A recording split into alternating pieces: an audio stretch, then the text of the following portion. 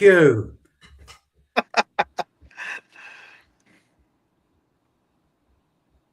Right. Welcome, everybody. So, Vlado has opened his roof. We can now see Vlado. Vlado, this session's all about money. Money makes the world go round and makes tennis go round. It's probably Yes. the biggest source of all angst, and you've been on the tour for decades. So, first of all, just what's different with money from when you started to where you are now? Well, obviously, the money is increasing, but so is the quality of uh, the preparation, fitness preparation.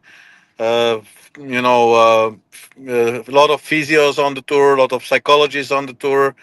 I think obviously the level of preparation of the tennis players of the top 300, 400 players is higher than used to be.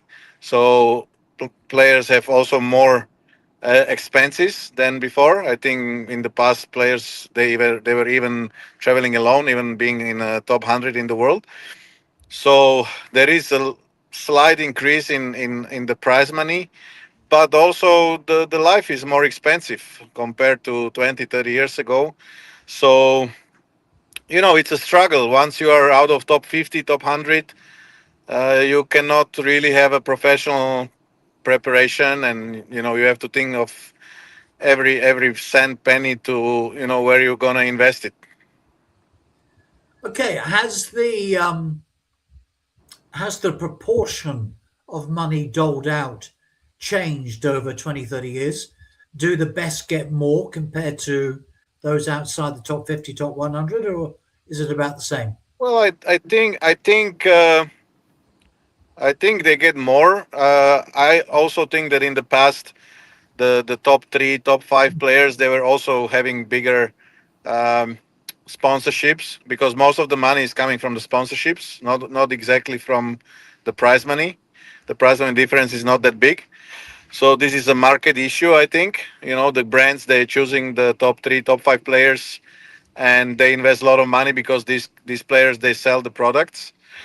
So I know it's maybe people will say it's unfair, but for me, I think it's fair because those companies, they're also struggling. The economy is not great, and they are choosing the best players to be the face of their brands. Yeah. Is there so before we this so there are a few stories for us to dig into, Yeah. but what about so just want to get into the main tour of ATP and WTA, the challenges and futures, and how if you start Yes. with no ranking points and no money, how do you possibly, male or female, break into the top 100? You need a financial Well, I backer or think what? fir- first of all, I think it's the job of the federations. I think a lot of federations, they support players only when they are young, and play junior tennis. So I think that the transformation from junior tennis to professional tennis is the most expensive uh, part of life of a tennis player, and the most complicated.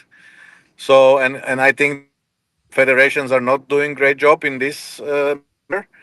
And then obviously, players and parents, they are looking for sponsors because it's super expensive. That's why I think that there is a lot of talent gets lost because the parents and the players, they just cannot uh, you know Compete. continue the game because it's too expensive.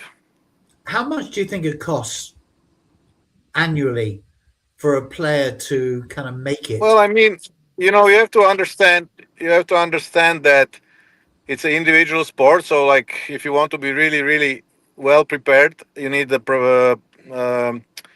private coach for the whole year. So you have to pay the coach, and obviously the coach is traveling and is being away from the family and so on. So why would the coach travel with you for a couple of thousands? I don't think Yeah. many people will do that. So especially those who are let's say they have some background of making big results. So you know the salaries are between 4 or 5 thousand euro a month plus bonuses, from the prize money, and it's going up, to maybe 20,000, 30,000 euro per month, depending on the player. But still, even you take a cheaper coach, which is going to be at least 4 or 5 thousand a month. That is 60,000 euro for the salary of the coach. Plus, you need to pay the accommodation, the food, the flights. So we are not going under 120,000 euro a year minimum. So that's why just breaking into the top 100 and getting into the first round of a Grand Slam is so important. How Yes. much do you Yes. get by losing in the first round? About Well, 60,000 or I more. think now when you are top 100, the first round. If you lose in the first round, you are getting around $100,000. So that's including taxes. So if you deduct Oh, the taxes, which is probably like 30%, you are getting 70K for just playing the Grand Slam, being top 100, and then you need to pay the salaries, everything. So if you are top 100, you are making probably at least 600,000 a year, probably. Um, so if you deduct the taxes, 30% plus, the coach, fitness coach, travel expenses, you end up in a plus. Let's say maybe 200,000 a year, 100, two well, hundred thousand a year, right? So this is the way, but you cannot really travel with the fitness coach. You cannot have a big team. This is minimal. uh, economical, yeah, the way. But higher you get in the rankings, obviously the prize money, is doubling, tripling. I think when you are top 20, you're earning around 2 million a year. So you can have a bigger team, let's say, and save much more money. But it's also sometimes it's counterproductive because maybe you want to get a better coach or better fitness coach, and not all the time this works. And this is also a lot of times the problem that players maybe sometimes over speculate, the parents over speculate, and then you see the players actually going down in rankings. So yeah, I mean, definitely when you are top 100, you are capable of saving some money. And if you're top 100 in golf, you have a very comfortable life, yeah? Probably, I really don't follow golf, but I know that there is a lot of other sports. Obviously, I think the biggest issue is that the revenue from tournaments and big tournaments, it's not shared correctly between the players and the tournaments. This is, I think, the biggest problem where the tournaments should be able to share bigger amount of the revenue with players.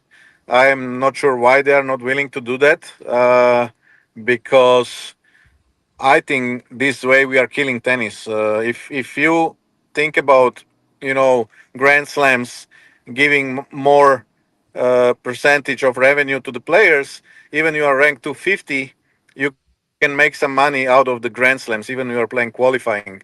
Like this, if you are out of top 100 and you are playing qualifying of the Grand Slam, you are not really getting much. And I think the qualifying matches, and there is a lot of people that are willing to come to see the qualifying in the Grand Slams. The quality is not really worse than the top 100 players. It's just really difficult to get there. The top 300 players, they are on a really high level. Everybody can. I think I heard in an interview from Wawrinka or somebody, saying like the top 300 is really, really, the same level. The player who's 300 has the same level of a player, maybe top 30, top 20. So it's just very difficult for a player who is 300 to enter top 100, because they are playing a lower tournaments for lower points and lower money. So they are kind of in the circle, and you have to win a lot of small tournaments to break into top 100. So I think the Grand Slams they can make even much more money if they promote the qualifying better, and like I said, if they are able to raise the prize money, even for the qualifying, then the players can have better teams. They can relax more. They can, you know, have a better quality of coaching, better quality of preparing. So I think you can have a 3 week Grand Slam actually, 1 week Yeah, qualifying and 2 weeks main draw. Yeah. that's a good idea. And the Grand Slams suck up about what, 60% of all the money in tennis, is that right? More. I think what they paying to Wowzers. the players, it's like 17, 18%, or maybe less. So it's pretty shocking, and I think that's why there is a lot of a lot of comments about it. The top players, especially Djokovic, they are trying actually to help the lower ranked players with sharing the money in a better way. And like I said, it's not so much about the top players, because the top players, they are getting big contracts, and they're making much more money from their contracts than from the prize money. So I think it's more about like really saving tennis, and trying to support the players who are ranked 200, 300. Yeah. And where does the PTPA and ATP come into it? And does the PTPA look after women as well or Yes. not?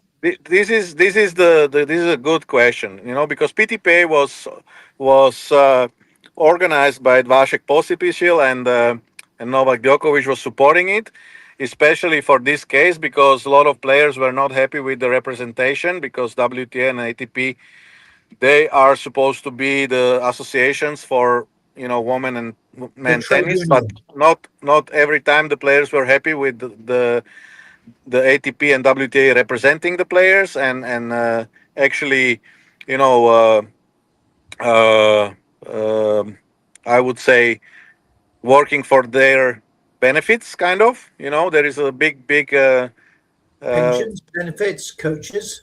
no, it's there is a big business. Like a lot of people from ATP, WTA, they are earning quite a lot of money and salaries. So tennis is obviously a big business. There is a lot of millions in tennis, and players were feeling not enough support from the WTA and ATP. That's why PTPA was created, to actually create a players association, combine men and women.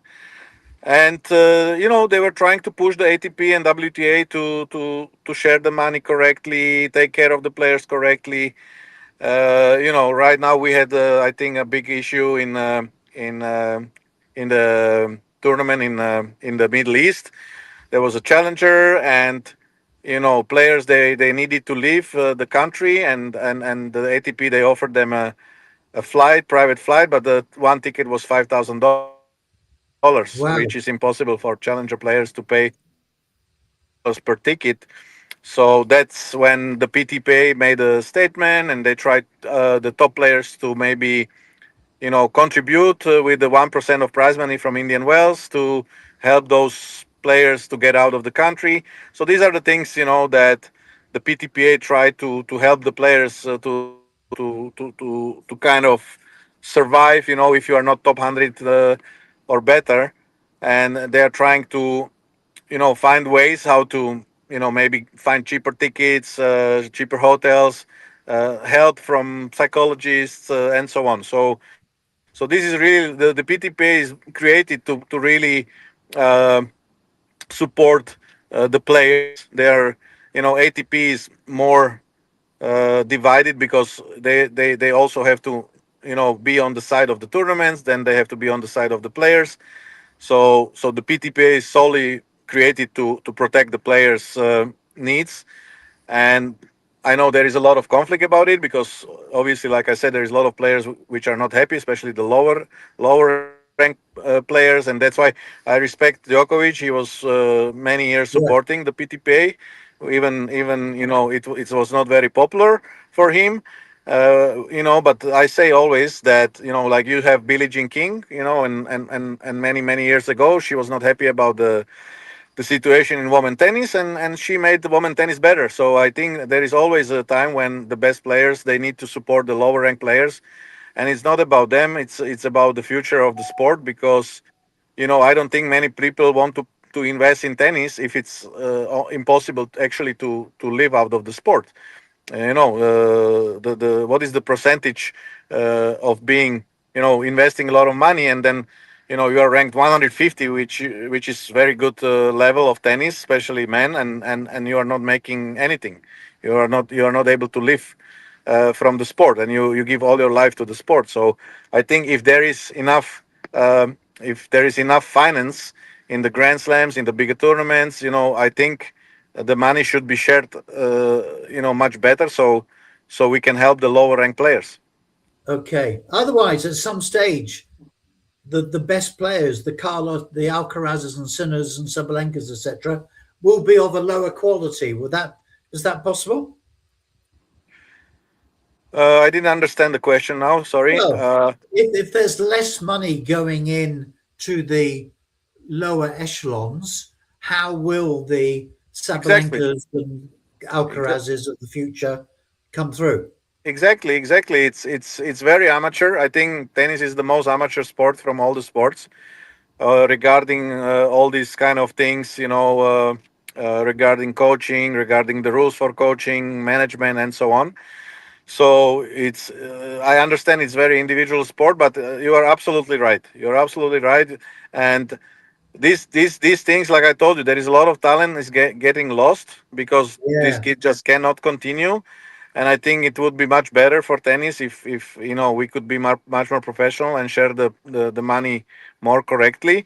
But you only can get Alcarazes and Nadals and Djokovic's only when you have a good business plan and good coaching team and a big talent, and many times these three things, they don't come together. You know yeah. what I mean? So So Alcaraz, you have to understand, his father was a tennis player. uh, he was very lucky to be able to work with Ferrero for so many years, because yeah, obviously was the one of the best coaches in the world, one of the best players in the world. So he proved that if everything uh, is put together well, obviously you can get an unbelievable player like Alcaraz or Sinner. The same thing. He was working many years with an experienced coach Piatti, who take him to top 10. So many years he was developed by very experienced team of people. Even the coach he has now, my God, I forgot the name. Italian young coach. He was a great player, and he's with him since he was very young. So even when he left Piatti, the Italian coach, continued with him. So there is a long term relationship with the best of the best. And when I look at some players, they are hiring sparring partners to make them a little bit yeah,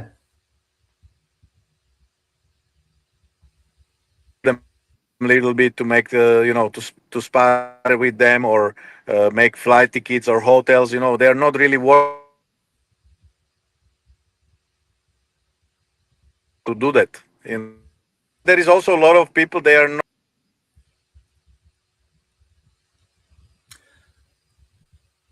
oh, we seem to have lost Vlado. Aha.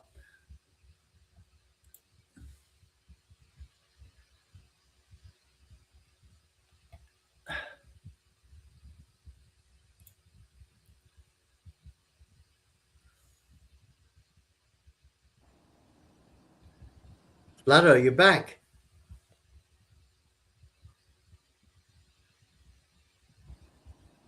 Ah,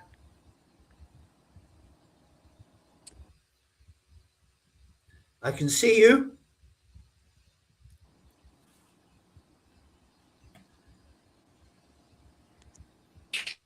Ah, Can you hear me? come in, come in.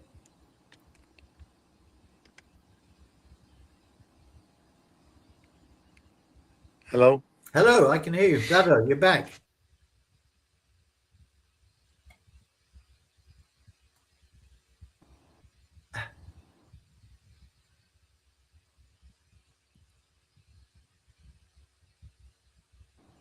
Hello, Vlado.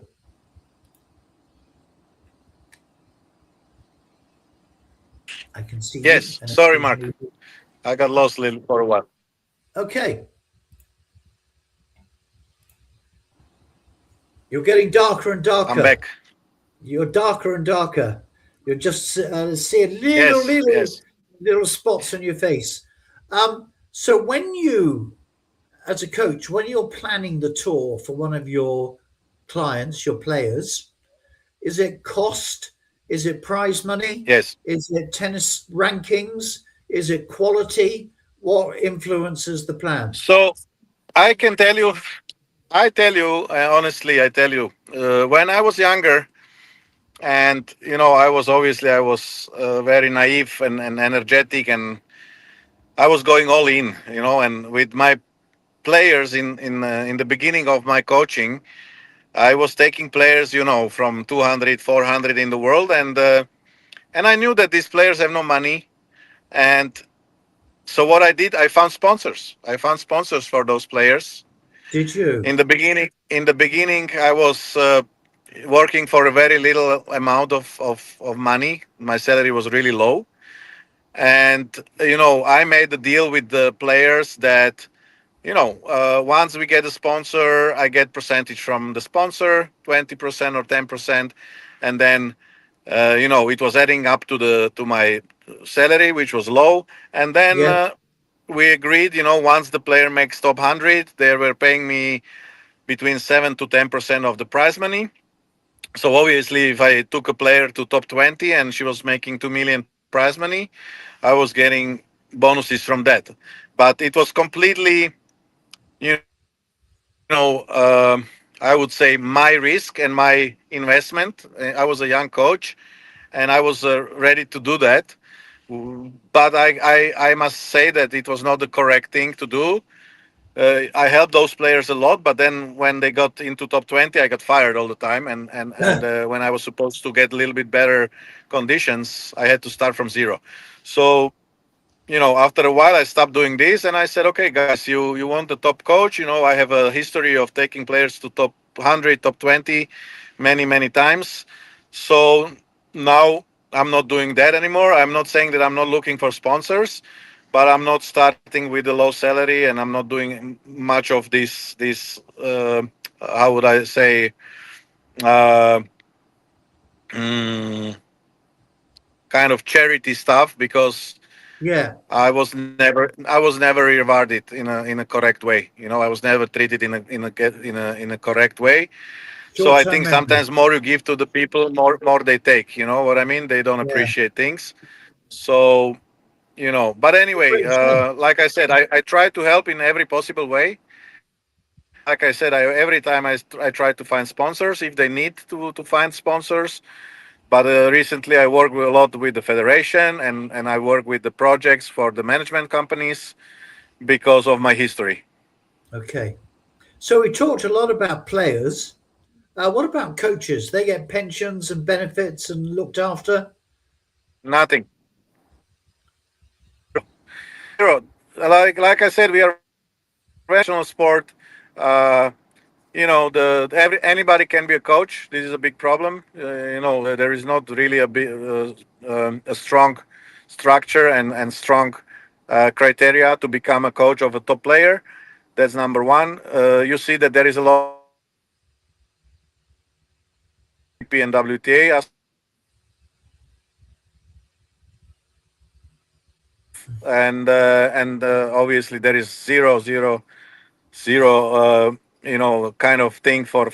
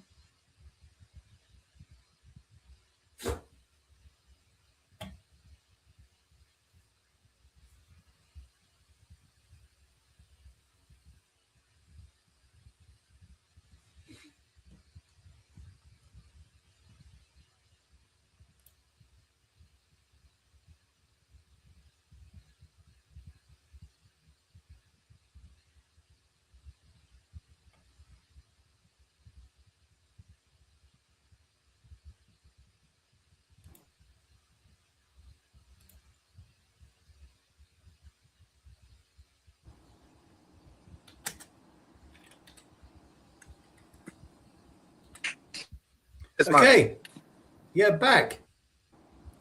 I'm getting back. You're getting darker and darker. There's just a little, Hello? little spot of lightness now. So, do the coaches not have a trade union that represents them? Yes, I'm back. Okay, do coaches Yeah, not have a trade I hear you. union that represents them? Yeah, well, I Hello? mean, in 2008, I tried to. Yes, I'm here. Can you hear Okay. me? Yes, yeah, perfect. So so this is the story. In 2008, I was coaching a player which I took to number 12 in the world, and and I saw the father was not really a straight guy, an honest guy, and I we had a lot of problems with the father of the player, and I was like, Jesus Christ, like nobody protects me, like I'm coaching players to top 20, top 10, out of top 100, 200, and there is no unity, there is no association, there is no background for the coaches. So that's why in 2008 I started to think about creating an association with a strong criteria for the professional coaches, which I did at the end. But I can tell you that I was surprised how the WTA and ATP, they were a little bit afraid. I understand it was a new organization, but I was not pushing anybody. I was proposing to ATP and WTA to professionalize the coach's job, and have more information about the coaches, and also like I said, not. I think it's looking stupid, when you have so many people on the highest level, and they never play tennis, or they never have never had an experience, to develop a player. And that's why I think a lot of talent get lost, because these people in the future, they use these credentials, being 6 months on the tour, 1 year on the tour, and then they are having a history of being a top coach or a coach on the tour, and it shouldn't be like this. So that's why I created this association. It's called PTCA. Actually, PTCA, we just made an agreement with the PTPA, with the Players Association, Very to good. help each other and professionalize the job. But many years, I honestly, I stopped, being very active in this matter, because there was so many problems, so many. There is a new organization now, which stole our idea. It's called GPTCA. A person who was actually, on board with the association that I created, changed his kind of Regents. yes, and he created the GPTCA, where he put the G in front of P, and they created a new association which is giving diplomas to coaches. After 1 week, you get the GPTCA ATP certified coach, which is for me ridiculous. Why actually ATP agreed with this? Because you cannot become ATP certified in 1 week just paying €3,500, and you are certified ATP coach, which is ridiculous for me again, and it shouldn't be happening. So it's about business. It's about bending the law a little bit, bending things, and it's not correct. That's why I stop, being too active in this, because I have a lot of things to do. I have my family. I'm traveling 30 weeks a year. I'm fully committed to the player that I coach, and I'm very happy that one of my colleagues in the PTCA, he continued to keep this organization alive, and I hope that in the future PTCA can help tennis more, and coaches and players to really professionalize the sport. Hmm. Do you see, what do you see, just as we bring this to a close, kind of the immediate future? Because we have the scourge of betting involved with people. Well, I Yeah. mean, it's all parts need to get together and need to get more professional. That means ATP, WTA, ITF, players, coaches, managers. They need to have a united and a smart approach. The same, it's already has been done in golf, it has been done in basketball, it has been done in ice hockey, soccer. So it's not only a sport for the association and the player. It's much more. There is no good player without a good coach. There is, the management is involved. The fitness coaches are involved. So, you have to create rules for everybody. You have to create a healthy living space for these athletes, for these people, because it's a big business. You cannot have dysfunctional shares of revenues from tournaments towards the players. So all these people, they need to start to wake up and create a better space, working space for everybody. You know what I mean? Yeah, I know what you mean, but that's to me it doesn't seem likely to happen. Everybody's fighting their patch. Each Grand Slam is in competition with each Grand Exactly. Slam. They're in competition with the Ryder Cup, not Ryder Cup, sorry, Davis Cup, ITF, federations, men, women, players, coaches. It's dog eat dog. Look, Mark, obviously when you have Grand Slams making 450 million in 2 weeks, okay, I think it's a lot of money. It's a lot of money. Yeah, So is there a Grand Slam without players? No. So it's very simple. It's very simple. The Grand Slams, the associations, the players, they need to sit together. The coaches, the top coaches, they all need to, have meetings every Grand Slam and try to find the good solution which is going to work for everybody. yeah. I But you have gather to the sit. You have to top be seven ready. You have to players. be ready. Yeah, you have to be ready. You have to sometimes, make a step back to make two steps forward, and you cannot only think about, for things that are good for yourself. Yeah, But for the I moment, gather. I think the lower ranked players and the coaches and they are all suffering because Yeah, honestly, like I said, I see a lot of good coaches not traveling anymore and staying home and working with young players or kids because they make even more money and they are not yeah, yeah, there is no need to travel around the world and living in this kind of crazy world.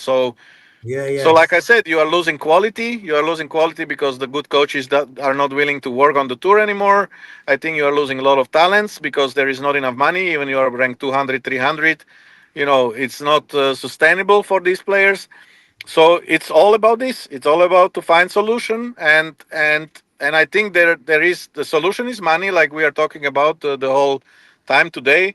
The tournaments and the tours, they need to find the money, and the money is there, and it's just about sharing the correct percentage to the players can help the tour.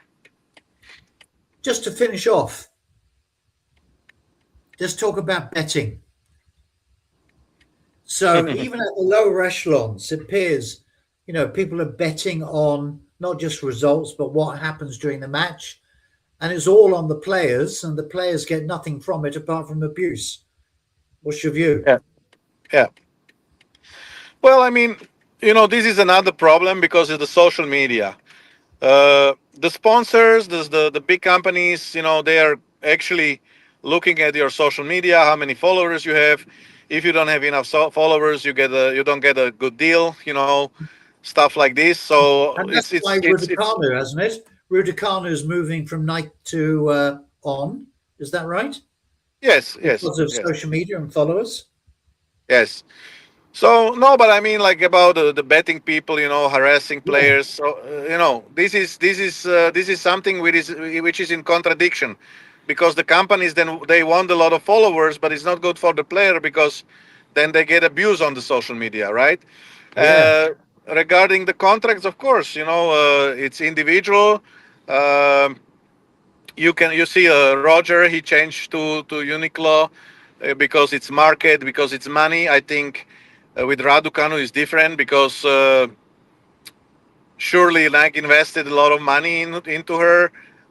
In the last year, she's not performing well. She's famous, but she's not winning Grand Slams. And Nike, they want Grand Slam champions. So I think probably Uniqlo was now kind of taking advantage of Nike not willing to probably give the same amount to Raducanu because she's not winning Grand Slams.